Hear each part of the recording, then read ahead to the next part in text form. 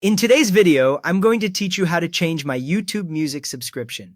Go ahead and open the YouTube Music app or site. When it loads, you should see your usual home tab with recommendations, playlists, or albums. Make sure you are signed into the account that actually pays for YouTube Music, since subscriptions only show up for the active account. If the content and playlists look unfamiliar, you might be in the wrong account and need to switch before going on. Once YouTube Music is open, tap or click your profile picture in the top corner. This is usually in the top right, a small circle showing your photo or an initial. When you tap it, a menu drops down or slides up with options like Switch Account and Settings.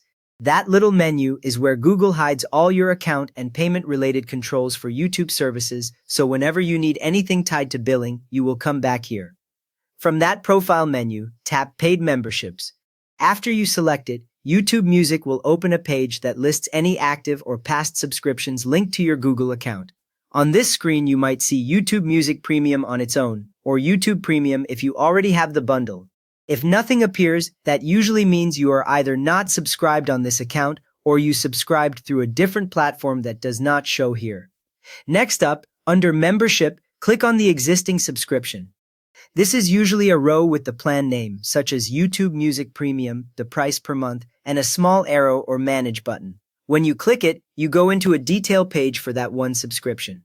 Here you can see the current renewal date, the billing amount, and sometimes the payment method. Beginners often miss that only the line under Membership is clickable, so make sure you tap right on the subscription itself.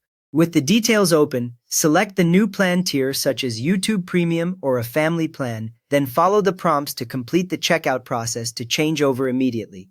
On screen you will see different plan options, usually including individual, family, and sometimes student plans, along with their monthly prices. Choosing YouTube Premium upgrades you from just music to ad-free video as well, while a family plan lets you share the subscription with several other people on separate Google accounts.